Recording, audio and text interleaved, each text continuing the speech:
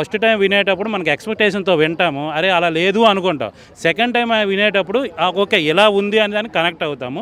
So song అయితే మాత్రం నాకు చాలా బాగా నచ్చింది. ఇప్పుడు పవన్ కళ్యాణ్ సినిమా ఉంది, వకీల్ సాబ్ సినిమా ఉంది. అందులో మగువ ఫస్ట్ అర్థం కాలేదు. సిచ్యువేషన్ బట్టి సినిమా ఇట్టాను కదా. చాలా మంది కూడా ఈ పాటని ట్రోల్ చేస్తారు. ట్రోల్ చేసినంత వరకు ఏం కాదు.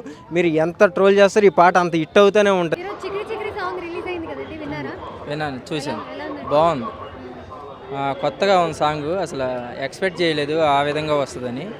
సో అసలు లిరికల్ వదులుతారు అనుకున్నా కానీ మొత్తం సాంగే వచ్చింది. అసలు మొత్తం సాంగే చూసినట్టుంది. అసలు మామూలుగా లేదు సాంగ్ అయితే. సినిమా మీద ఎక్స్పెక్టేషన్ ఇంకేముంది, ఆ సాంగ్ చూసిన తర్వాత నాకైతే గూస్ బంప్స్ వచ్చినాయి. మార్చి 27 అసలు బ్లాస్ట్ అయిపోయింది మూవీ. 2,000 కోట్లు పక్కాగా వస్తాయి.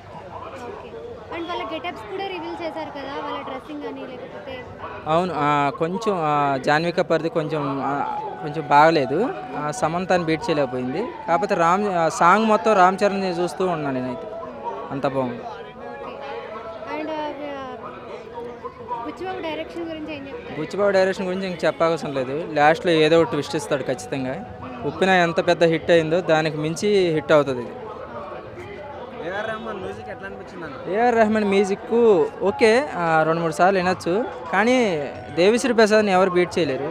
కానీ దేవిశ్రీ ప్రసాద్ తీసుకొని ఉంటే ఇంకా బాగుండేది. సాంగ్ చాలా బాగుందన్న. డాన్స్ కూడా చాలా బాగా చేస్తారు రామ్ చరణ్ గారు. కొంతమందికి సాంగ్ నచ్చలేదు అంటున్నారు. అంటే వాళ్ళు ఫ్యాన్స్ వేరే ఫ్యాన్స్ అయి ఉంటారు. బట్ రామ్ చరణ్ అలా అంటున్నారు. రామ్ చరణ్ ఫ్యాన్సే చెప్తున్నారు సాంగ్ బాగాలేదని చెప్పారు.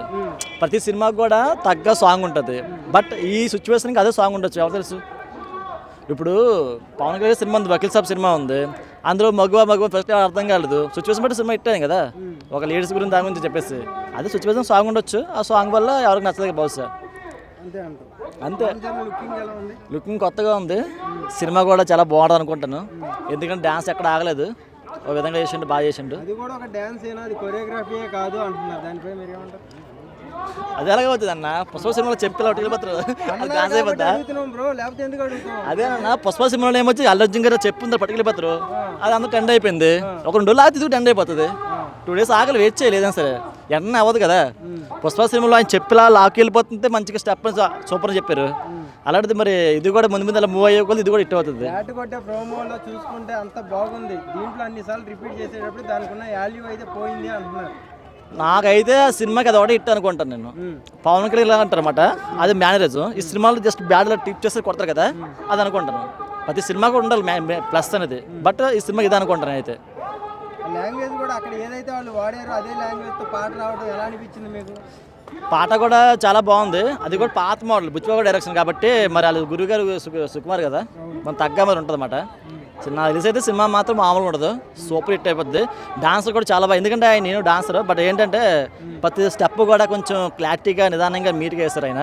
ఎక్కడ ఆకుండా మ్యూజిక్ దగ్గర బాడీలో కాదు స్టైల్ కావాలన్నమాట. స్ప్రింగ్లో దిగడం కాదు, బాడీ స్టైల్ ఉంటే ఆటోమేటిక్ డాన్స్ కూడా బాగుంటుంది. బట్ ఆ సిచ్యువేషన్ దగ్గర ఆమె డాన్స్ కూడా చాలా బాగా వేస్తారు. సాంగ్ తీసేటప్పటికి చాలా మంది ట్రోల్ చేస్తారు.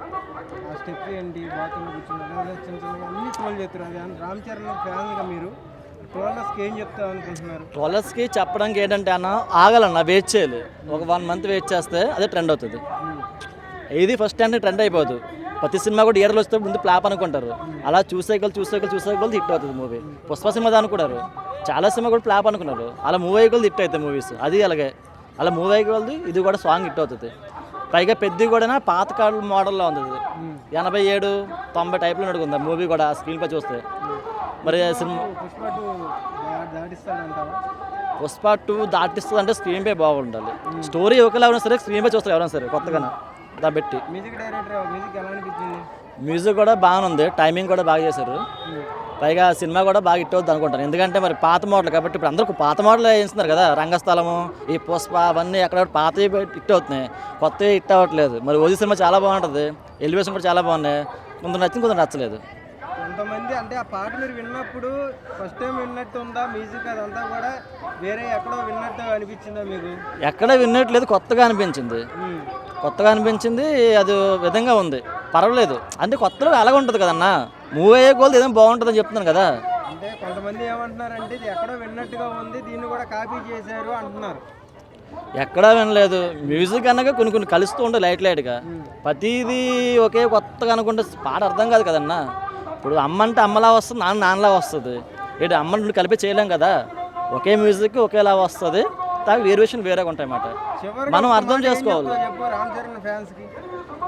సినిమా అయితే హిట్ అవుతుంది.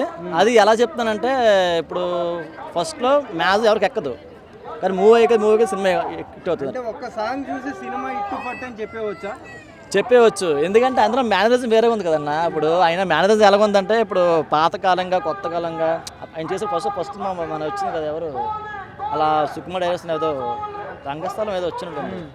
అందులో సేమ్ టు సేమ్ అలాగే అనుకోరు చాలామంది. ఇది ఉండదు, పాతకాలం అనుకోరు. కానీ సినిమాలో స్టోరీ దమ్ము చాలా బాగుంది కాబట్టి సినిమా చాలా సూపర్ పెట్టింది. గేమ్ చేంజర్ సినిమాకి కూడా హెలికాప్టర్ నుంచి దిగుతుంటే అబ్బా ఇట్టు 100 కోట్లు 1000 కోట్లు అన్నారు. మరి శంకర్ గారు ఏంటంటే ఆయన అన్ని పాతకాలంలో అయితే తీస్తారు. అప్పుడు ఎప్పుడో అదే స్టోరీ రిపీట్లో ఉంటుంది అయింది. ఆయన కూడా కొంచెం మార్చితే ముందు ఆ మూవీస్ హిట్ అవుతాయి. ఆయన కూడా ఒకేలా చేస్తే ఒకేలా ఉంటుంది ఏమి కూడా.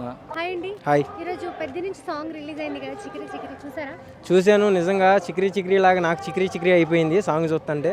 నిజంగా అంటే ఒక కొత్త వాతావరణంలో కొత్త లాంగ్వేజ్తో అందులో పెట్టి చేయటం, రామ్ చరణ్ గారిని కూడా కొత్తగా చూపించడం చాలా బాగుంది. నెక్స్ట్ ఇంకోటి చాలామంది కూడా ఈ పాటని ట్రోల్ చేస్తారు. ట్రోల్ చేసినంత వరకు ఏం కాదు, మీరు ఎంత ట్రోల్ చేస్తారు ఈ పాట అంత హిట్ అవుతూనే ఉంటుంది. ఎందుకంటే పాట కొంతమంది చూసుంటారు, మీరు ట్రోల్ వల్ల ఆ పాట ఎలా ఉందో అని మళ్ళీ ఓపెన్ చేసి చూస్తారు, దానివల్ల వాళ్ళకి అయిపోతుంది. సో ట్రోలర్స్ అందరూ కూడా ఏంటంటే కింద పడిన దాన్ని కూడా కొంచెం పైకి తీసుకొచ్చేటట్టు ఉంది. చేసుకోండి, ఇబ్బంది ఏం లేదు. ఎన్ని బ్యాడ్ కామెంట్స్ పెట్టినా సరే ఏం కాదు. ఈసారి భారీ ఎత్తుతో థియేటర్లన్నీ కూడా పలకొట్టుకొని మరొక హిట్ అయితే రామ్ చరణ్ ఇస్తాడని అయితే నేను చెప్తున్నాను. అది అండ్ మ్యూజిక్ కూడా కాపీడ్ వర్షన్, ఇది కాపీ చేశారని చెప్పి మాట్లాడుకుంటున్నారు. దాని గురించి ఏం చెప్తారు? కాపీ చేయడం అంటే కంపల్సరీ ఎక్కడో కూడా చిన్నది ఏదో స్టిప్ అయితే దొరుకుతుంది. కాపీ లేకుండా పర్ఫెక్ట్గా చెయ్యాలి అంటే ఏది సాధ్యం అవ్వదు. సో వాళ్ళు విన్నట్టు ఉంటే వినమనండి, అది పెట్టుకుని అది ప్లే చేసుకుని ఇది వినొద్దు, అవసరం లేదు మాకు, వినపోయినా మాకు. సో ట్రోలర్స్ ఒకటే చెప్తా, నీకు పాడటం వస్తే నువ్వు వచ్చి పాడు, నీకు రాయటం వస్తే వచ్చి రాయి, చేత కాదు చేసినప్పుడు చూడు లేదా విను. అయ్యంతా కాకుండా ట్రోల్ చేయడం కరెక్ట్ కాదు. అది వాళ్ళకి ట్రోలే వచ్చంటే ట్రోల్ చేసుకోమని నేను ట్రోల్స్ కూడా మంచిగానే చెప్తున్నాను. నేను వాళ్ళు బ్యాడ్ పెట్టినా సరే మేము పాజిటివ్గానే తీసుకుంటాం, దానివల్ల మాకే అయిపోతుంది. అక్కడ గుంట ఉందిరా అని వీడియో పెడతాం, ఆ గుంటలో 10 మంది పడైపోయారని నువ్వు ట్రోల్ చేస్తావు, దానివల్ల ఏంటి ఆ గుంటను చూస్తే పొలవమని వచ్చేస్తారు, దానివల్ల అయిపోయేది గుంటే కదా. సో అట్లా. అండ్ వాళ్ళ లుక్స్ కూడా రివీల్ చేశారు కదా, హీరో హీరోయిన్ లుక్స్ ఎలా ఉన్నాయి? లుక్స్ ఎలా ఉన్నాయంటే ఒక డిఫరెంట్ జోన్ లాగా అనిపిస్తుంది ఆ కథ కూడా. ఎందుకంటే బ్లాక్ అండ్ వైట్ సినిమాలు చూసుకునేటట్టుగా ఆ జోన్కి అయితే వెళ్ళిపోయాం ఒక్కసారిగా. అంటే ఆ డిఫరెంట్ రామ్ చరణ్ లైఫ్లో ఇదొక భారీ ఎత్తు హిట్ అయితే పడిద్దని అయితే నేను అనుకుంటున్నాను. అది ఎక్స్పెక్ట్ నేను ఒకటే అండి, పుష్ప 2ని ఢీకొనే దగ్గరికి అయితే వెళ్ళిద్ది అని అయితే నేను అనుకుంటున్నా. దాటిపోవచ్చు. ఎందుకంటే రామ్ చరణ్ ఫ్యాన్స్ ఎంత కసిగా ఉన్నారంటే ఆల్రెడీ పాపం గేమ్ చేంజర్ మూవీకి దెబ్బ పడింది పాపం వాళ్ళకి. సో దాని ద్వారా దీని మీద ఫుల్ హైప్తో అయితే ఉన్నారు. 100%గా థియేటర్లు మొత్తం కూడా షేక్ అయ్యేటట్టుగా Ram Charan fans and Chiranjeevi fans, Pawan Kalyan fans అందరూ కూడా ఒక్కసారిగా ఉప్పినలాగా మీద పడితే థియేటర్ల మీద ఎలా ఉంటుందో రామ్ చరణ్ ఉప్పిన సినిమా చూసినట్టే కాదు. బాగుంది, డిఫరెంట్గా ఉంది. మళ్ళీ ఒక మెలోడీ సాంగ్ మంచిగా వచ్చింది అనిపించింది నాకు. మెలోడీ ఫ్లేవర్ అందులో మనకు రెహమాన్ గారి మ్యూజిక్ అంటే ఎప్పుడు కూడా మంచి సాంగ్సే ఇస్తారు. ఆయన నుంచి వచ్చింది చాలా రోజులకు ఒక మంచి సాంగ్ వచ్చిందని అనిపించింది. ఆల్రెడీ తెలుసు కదా, పెద్ద మనకు ముందు వచ్చిన ఫస్ట్ లుక్ నుంచే మనం చెప్పాము ఒక డిఫరెంట్ లుక్ ఉంది. మళ్ళీ మనకు రంగస్థలం ఆ ఫ్లేవర్ కనిపిస్తుంది. డెఫినెట్గా ఈ సినిమా బ్లాక్ బస్టర్ అయ్యే రేంజే ఈ సినిమా. సో ఎంత కలెక్షన్స్ వస్తాయి అంటే లెక్క పెట్టుకోవడానికి కూడా వాళ్ళకి టైం కుదరదేమో, అంత వస్తాయి. డెఫినెట్గా సూపర్ డూపర్ హిట్ సినిమా ఇది. సాంగ్ మాత్రం నాకు చాలా బాగా నచ్చింది. చాలామంది ట్రోల్స్ చేస్తున్నారంట కదా దీనిపైన. మొన్న వచ్చిన సాంగ్ మన గురుగారి సాంగ్ కూడా వచ్చింది, మీసాల పిల్ల. ఆ సాంగ్ ఏంటి ఇలాగా అన్నారు, ఇప్పుడు ఎన్ని మిలియన్స్కి వెళ్ళింది. అలాగే ఈ సాంగ్ కూడా చాలా సాంగ్స్ ఏంటంటే వినగా కూడా స్టార్టింగ్ ఒక్కసారి వింటే కొన్ని పాటలు ఎక్కుతాయి, కొన్ని మెల్లమెల్లగా వింటుండి కొలది బాగా ఇదో మనకి ఎందుకు వేప చేదుగా ఉంటుంది అంటారా, నమిలితే తీయగా ఉంటుంది కదా. ఇలాంటి సాంగ్స్ ఎప్పుడు కూడా ఇవి గుర్తుండిపోయే సాంగ్ ఇది. ఫస్ట్ టైం వినేటప్పుడు మనకి ఎక్స్పెక్టేషన్తో వింటాము, అరే అలా లేదు అనుకుంటాం. సెకండ్ టైం వినేటప్పుడు ఓకే ఇలా ఉంది అని దానికి కనెక్ట్ అవుతాము. సో సాంగ్ అయితే మాత్రం నాకు చాలా బాగా నచ్చింది. ఫ్యామిలీ అంటేనే అట్లా సినిమాలు ఫ్లాప్ చేయాలని చెప్పి కావాలని ట్రోల్ చేస్తూ ఉంటారు కదా. అవును, ఇప్పుడు ఈ సాంగ్ని ట్రోల్ చేస్తున్నారు. అది అంతమంది ట్రోల్ చేస్తే అంత మంచిది కదా. ట్రోల్ ఇక్కడ ఏం లేదు, మీరు మీడియాలో ఉన్నాలే నెగిటివ్ కానీ ఎక్కువ కామెంట్స్ కానీ పెట్టినా ట్రోల్స్ చేసినా వ్యూవర్షిప్ బాగా ఉంటుందని చెప్పి ఇప్పుడు అదొకటి అలవాటు పడ్డారు. ఒకడు గొప్పవాడు ఒకడు పుట్టాడు అనే దానికంటే ఒకరిని చంపించాడు అనేదే మనం ఎక్కువగా వ్యూ చూస్తాం. ఒకడు పుట్టాడంటే మనకు తెలియదు కూడా, వాడు పుట్టినాడు కూడా తెలియదు. చంపించాడంటే మాత్రం అరే చంపించాడంటే ఎక్కువ మంది వ్యూవర్స్ వస్తారు కదా. సో అందుకు ట్రోల్స్ చేస్తారు. ట్రోల్స్ని ఎవ్వరు పట్టించుకోవాల్సిన పని లేదు. ఎన్ని ట్రోల్స్ చేసినా హిట్ అయ్యే సినిమాని ఎవ్వడు ఆపలేడు అబ్బా.